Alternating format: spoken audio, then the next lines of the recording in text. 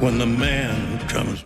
I guess as we start to wrap up here, because there really isn't a ton more to say about the film itself. Yeah. We should transition to closing thoughts, but as we get to closing thoughts, just like what's happening here with Sony, Marvel, the spin-off films that they've been producing. Mm-hmm. We hinted at this earlier, and you did bring up the point that you feel thankful that this is dead. And about a week ago, it did appear that it probably was likely maybe dead, and perhaps it still is. There was a report that was published by The Wrap about a few, I think 4 or 5 days before the movie came out, that it essentially said that the Sony Spider-Man universe of these spin-off films is no longer going to be moving forward, just considering the really, really poor performance of this movie and the other films. And this movie hadn't even come out yet, but all the tracking had pointed to it was going to be a really, really low opening and just super unsuccessful. And essentially that Wrap article alluded to the fact that Sony, as the proprietors of the Spider-Man license, they will be pouring their focus into 3 upcoming projects. Those 3 projects are the next Spider-Man film featuring Tom Holland, Beyond the Spider-Verse, which is going to conclude the animated feature films of the Miles Morales character, and last but not least, the Spider-Man Noir series that they've been filming featuring Nicolas Cage that'll debut on Prime Video in the near future. Outside of that, there are no current plans for any other stories.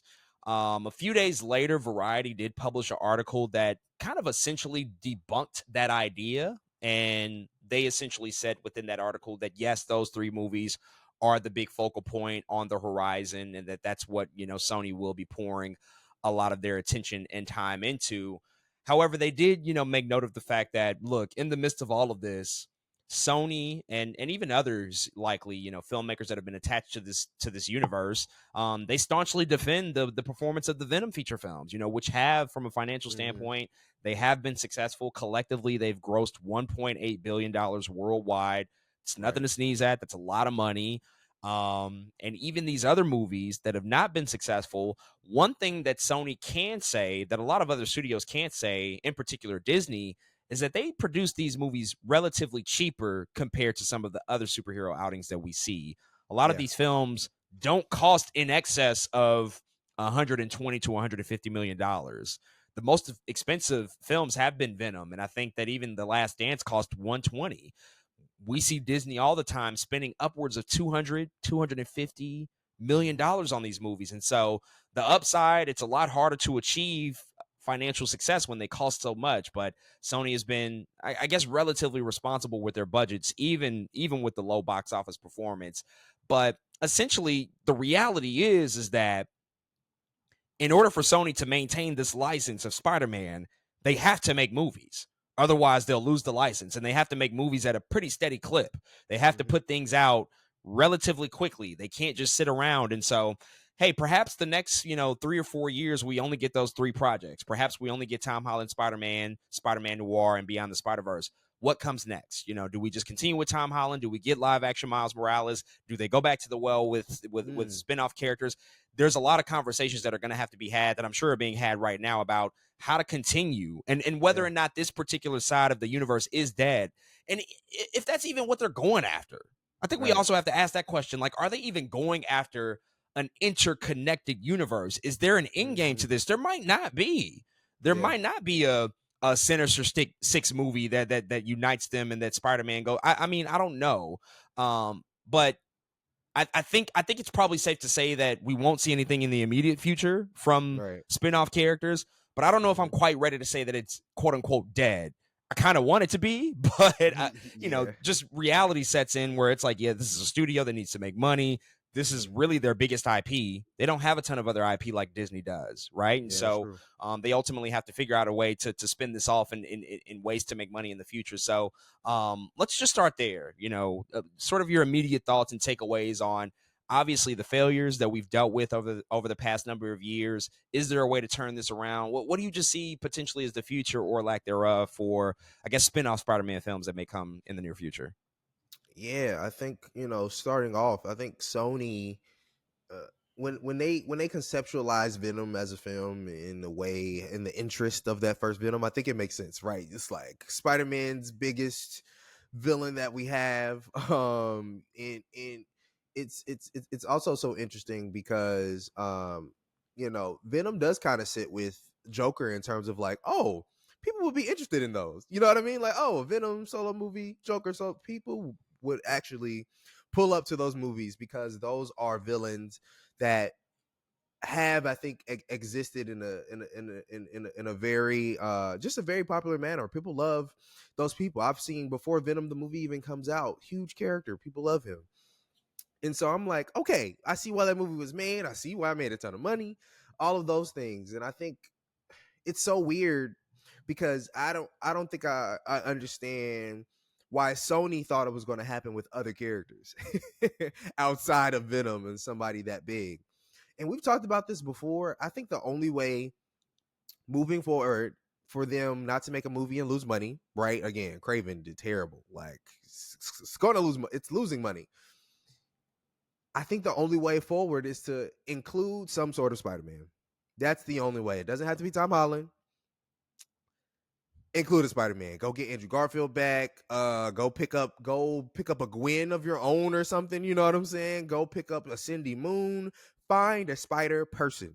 It can be Jessica. I don't care who it is. Find a spider person and make those movies. People will be more interested in that. There are a lot of spiders, what we have seen, that we have not gotten a lot of those stories. People barely knew who Madam Web was.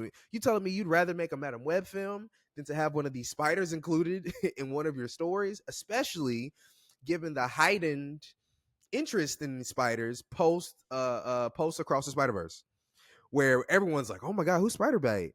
Oh my god, who's Spider-Punk? Who are these spiders?" People are interested in these characters. I see nothing but cosplays, costumes from Halloween, all of these things. I ain't seen not a one Madam Web this year. You know what I'm saying? Because people aren't interested in that. They are interested in spiders though, and people love spider people. And I think if they want to make movies moving forward, and that people are interested in, you can't keep going with these C-list, D-list Spider-Man villains. If you want to change it up, that's the only way to go. It doesn't have to be Tom Holland. It don't have to be Andrew Garfield or damn near. You know what I'm saying? It just needs to be a new Spider. And I think that's the best way forward if they decide to go forward. My issue is I have no trust in Sony in this side of the universe. They have not done anything to me in a live action standpoint to where makes me feel good as a fan of like, yeah, Sony, maybe you should try this thing.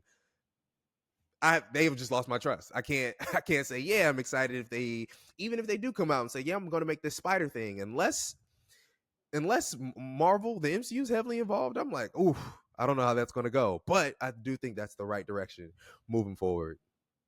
Yeah, I mean, to your point about just the lack of trust. Yeah, even the examples of the projects that have worked, which are the animated Spider-Verse films that's a lot of Lord Miller, really sort of ruling over that side of things and having huge creative influence on that character and that story. Mm-hmm. Tom Holland and his films, a lot of that is Marvel Studios. That's why they struck up the Exactly. agreement to begin with, because they have been able to showcase successfully what that character can do within that universe, and then also with his own separate standalone stories. And Sony has yet to exhibit that. Despite the success of Venom, nobody is walking outside saying like, yeah, Venom is the Citizen Kane of superhero movies. That's not happening, Right. because you can have a very, very lengthy, worthwhile argument that these are not good movies either. They just so happen to be successful because of the popularity of the character. And again, staunchly will say it is also just due to the time in which it came out. If Venom 1 comes out today, I don't think it works at all. But the fact that it came out in 2018 at the height of superhero cinema and popularity, Right. and it was like at least entertaining, and you have a pretty well-known star in Tom Hardy, like you have enough ingredients to get people to go to see it. But they just have not exhibited that they know how to make movies, period. Just the filmmaking ability is just like exactly. in so much question. And I know Avi Arad is behind a lot of this stuff, and he's been associated with Marvel for such a long time. And I just think that if there will be more, in particular with spin-off characters, first and foremost, I agree with what you said. We need some sort of Spider-Man character included. It's a spider. Like, it's also weird because there was another report that came out that confirmed that, Sony is essentially chosen to not include Spider-Man characters in this movie. It's not Yeah, that they I seen can't. that. It's not that they can't do it, because of like what they have with Tom Holland in the MCU. They've just chosen not to because they thought that they could build, movies around these characters, and that's just proven not to be true.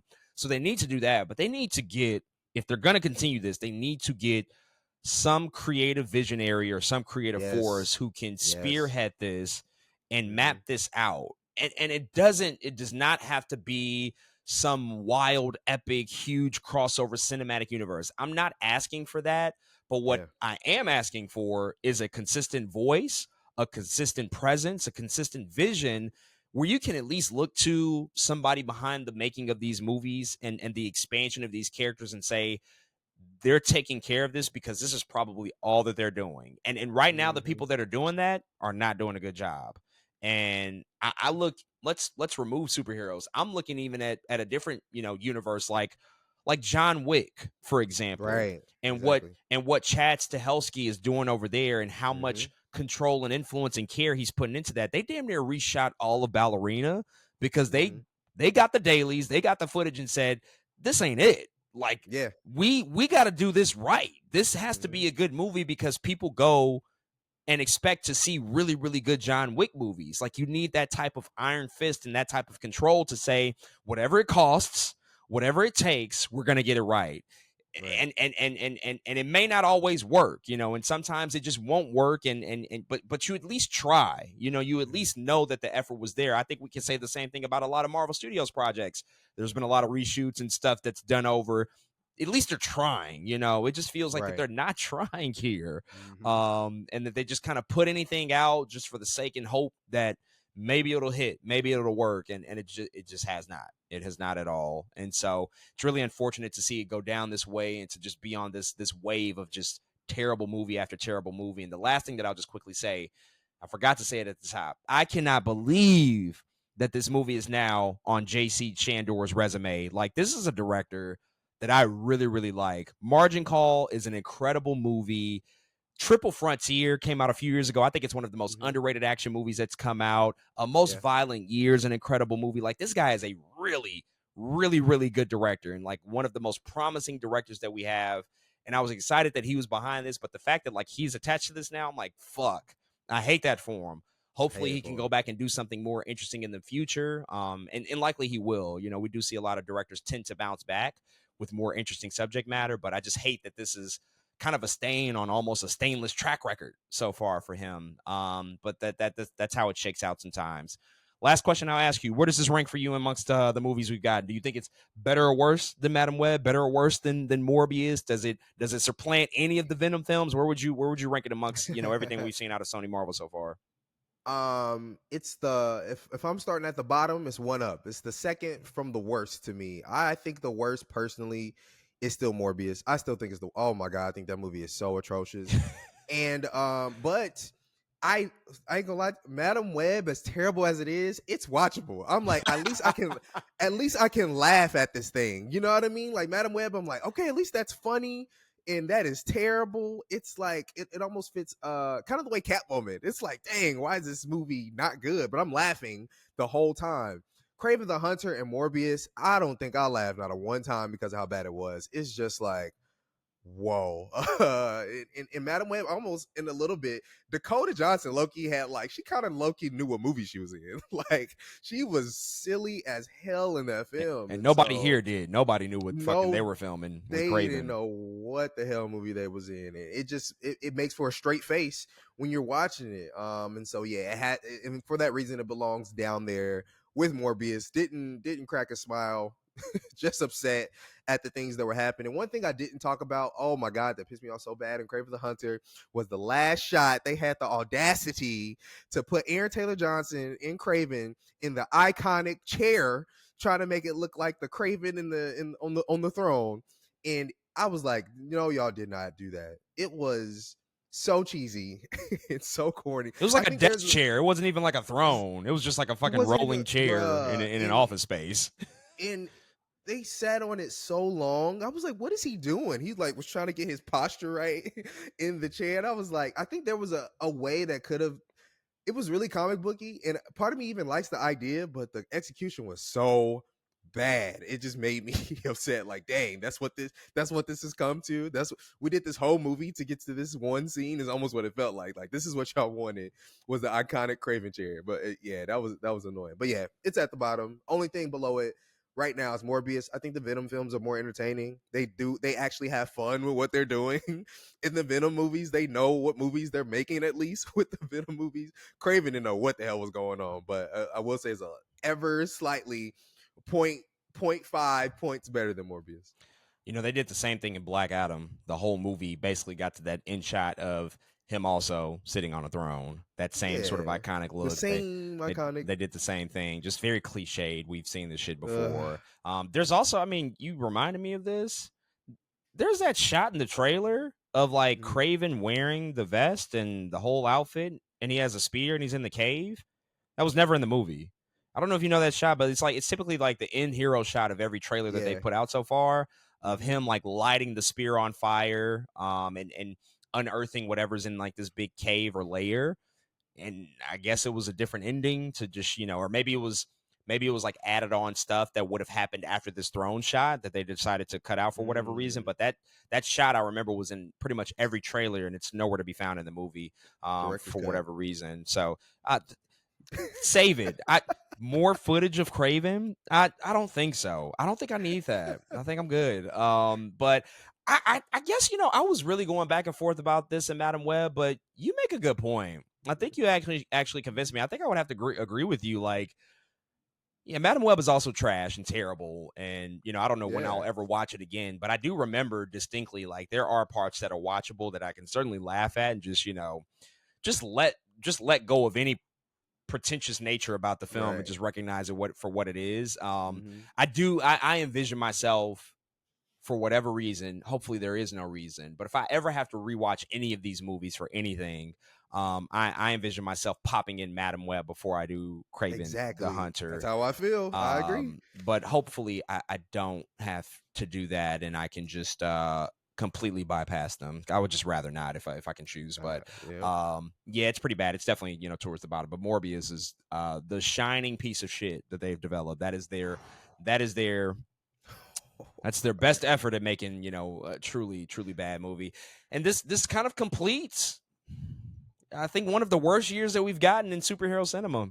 It's pretty much all but official now. I think we got one good movie this year, Deadpool and Wolverine, which is flimsy in and of itself, to be honest with you. We talked all about that, but everything else that's come out this year, boy, it's been a rough one. And so as we head into 2025, I just implore all these studios and these filmmakers, it's kind of too late now because these movies are done, but we really got to turn the ship around if there's any hope, because right now we are in the trenches of the worst that we've seen in quite a long time, and Kraven has only added to that narrative, unfortunately. But folks, those are all of our thoughts on the latest Sony Marvel movie, Kraven the Hunter. If you've checked out this movie, and I know you have not, let us know what you think.